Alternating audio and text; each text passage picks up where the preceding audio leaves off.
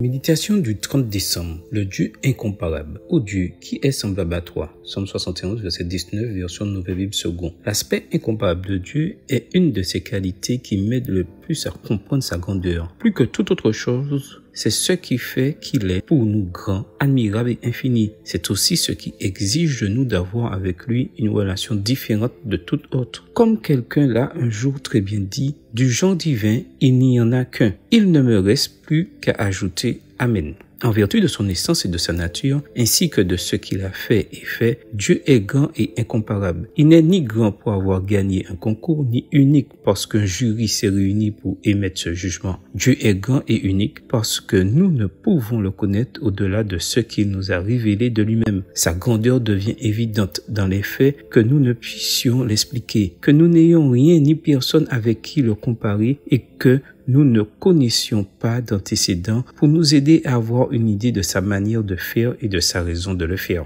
Au cours de l'histoire, nous, les êtres humains, sommes devenus idolâtres en voulant réduire l'immensité de Dieu à des conceptions ou des images que nous pourrions contrôler et comprendre. Mais face à lui, plutôt que de dire comment il est, nous devons lui demander qui est semblable à toi. C'est la question de quelqu'un qui sait qu'il est face à un être infini, admirable et majestueux et qui n'a donc à faire valoir aucun mot, aucune image pour décrire une telle grandeur. Dieu a lui-même un jour demandé par l'intermédiaire du prophète Isaïe, « À qui me comparerez-vous et me rendrez-vous égal? À qui me ferez-vous ressembler pour que nous soyons semblables ?» Et, sachant que l'être humain n'aurait pas de réponse, il a lui-même répondu en disant « Je suis Dieu et il n'y en a pas d'autre. Je suis Dieu et rien n'est semblable à moi. » Isaïe 45, versets 5 et 9. Chaque fois que nous essayons d'expliquer Dieu, de le rendre égal à toute autre chose ou de l'y comparer, nous finissons toujours par créer une idole qui n'est rien de plus qu'une tentative inutile de donner à l'incommensurable et incomparable grandeur du Dieu une dimension que nous pourrions gérer.